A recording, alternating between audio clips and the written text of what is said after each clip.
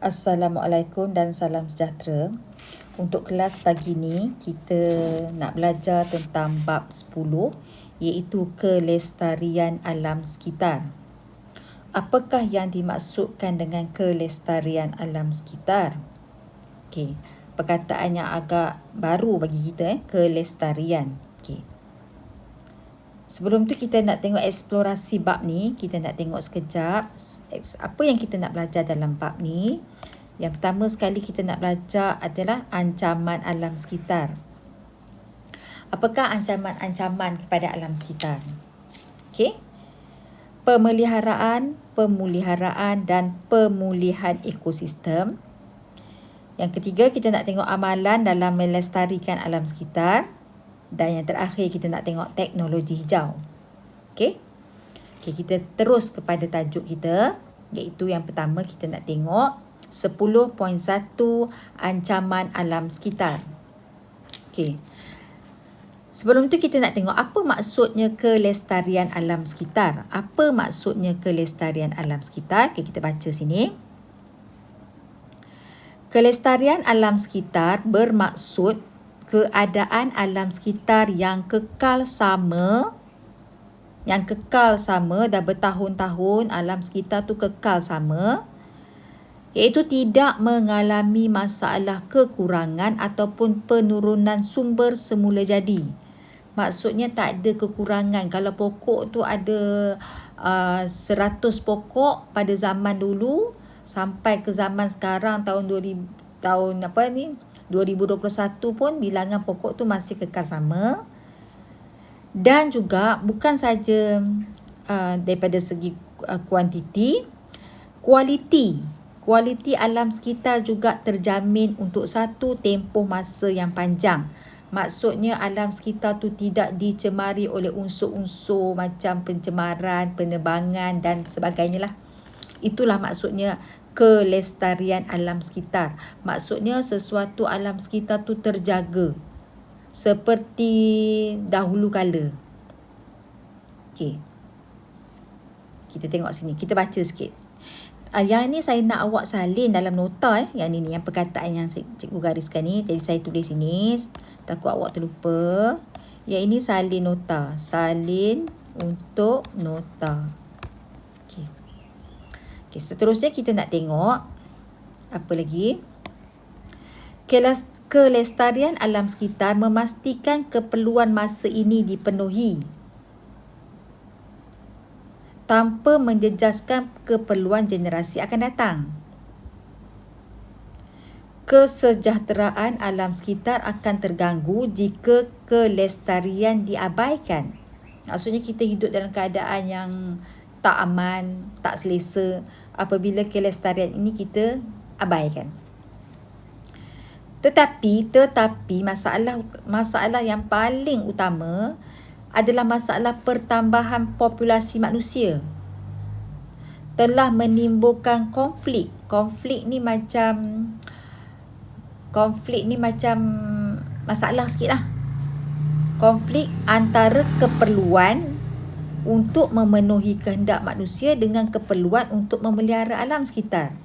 Contohnya, akibat daripada pertambahan populasi manusia yang banyak, penempatan baru terpaksa dibuat untuk menampung keperluan untuk menampung pertambahan populasi manusia. Jadi dengan sebab itu kawasan-kawasan hutan kita perlu tebang untuk kita buat kawasan perumahan, betul tak? Kita perlu tebang kawasan-kawasan hutan untuk kita buat bandar. Jadi ini telah menimbulkan satu konflik, satu masalah.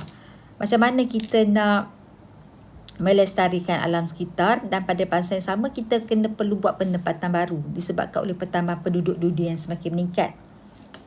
Jadi, apa penyelesaiannya? Di antara salah satu langkah penyelesaian ialah penggunaan tong. Yang ini cikgu buat kali lain. Penggunaan tong kitar semula.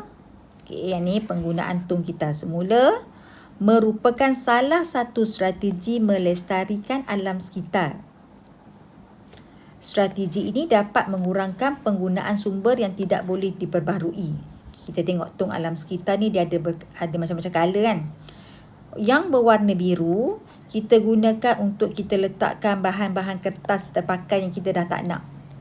So, kertas yang kita tak mau pakai dan yang dah rosak tu kita masukkan dalam tong warna biru. Jadi, kertas-kertas yang terpakai tu kita boleh kitar semula untuk kita jadikan kertas yang baru. Jadinya kita dah selamat daripada menebang pokok untuk membuat kertas. Kita boleh recycle balik kertas yang lama tu untuk kita jadikan kertas yang baru. So, kita dah jimatkan penebangan pokok. Yang berwarna coklat pula, kita letak bahan-bahan berkaca. So, bahan-bahan berkaca tu kita kitar semula balik untuk buat bahan-bahan kaca yang baru. Tanpa kita ambil sumber alam yang baru untuk kita buat kaca. Okay. Seterusnya warna jingga, warna orange ni, kita letakkan logam dan juga plastik. Okay, sebarang botol-botol plastik. Logam-logam besi yang berkarat. Kenapa kita masukkan dalam tong warna coklat?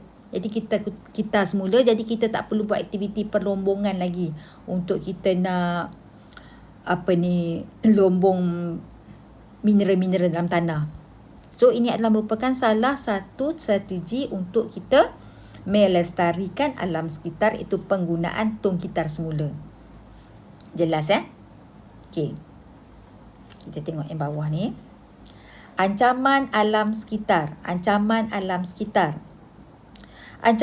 sekitar berpunca daripada aktiviti manusia terhadap ekosistem. Semua ini adalah berpunca daripada aktiviti manusia. Ancaman dan kemusnahan alam sekitar berlaku secara berterusan dan memberi kesan negatif kepada kehidupan.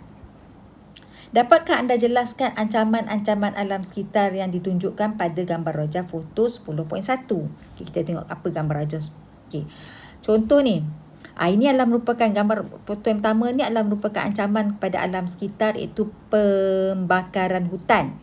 Pembakaran hutan ni boleh menghasilkan jerebu yang menyebabkan pencemaran udara, betul tak? Okey. Gambar rajah yang kedua ni adalah pembuangan plastik-plastik di lautan yang menjadi habitat, contohnya kepada penyu. Jadi kita nampak gambar kat sini, penyu ni dah makan plastik tadi. Jadi bila penyu ni dah makan plastik, mungkin dia punya plastik ni akan menyebabkan penyu ni mati. Mungkin akan masuk dalam sistem pencernaan dia, tak boleh dicernakan dan dia akan mati. Okey. Ancaman kepada hidupan laut lah. Seterusnya gambar rajah pembebasan asap-asap oleh kilang-kilang industri menyebabkan pencemaran udara. Dan seterusnya ni adalah pembakaran hutan. Gambar rajah yang keempat tu adalah pembakaran hutan.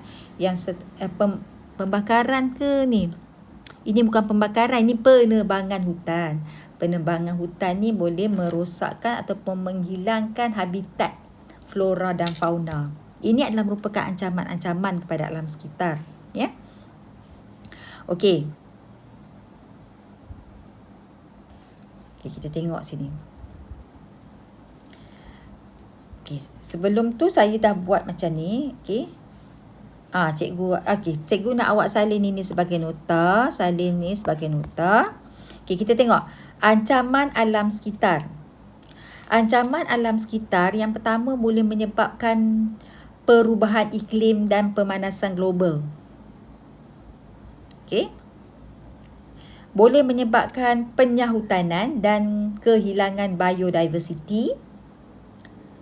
Boleh menyebabkan eutrofikasi. Boleh menyebabkan pencemaran dan boleh menyebabkan ledakan pertumbuhan populasi manusia. Ini adalah perkara-perkara yang akan berlaku. Okey. Ini adalah merupakan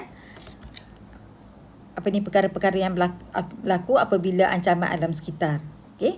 Alam sekitar boleh menyebabkan perubahan iklim, alam sekitar, ancaman kepada alam sekitar. Ini adalah perkara-perkara yang akan berlaku lah.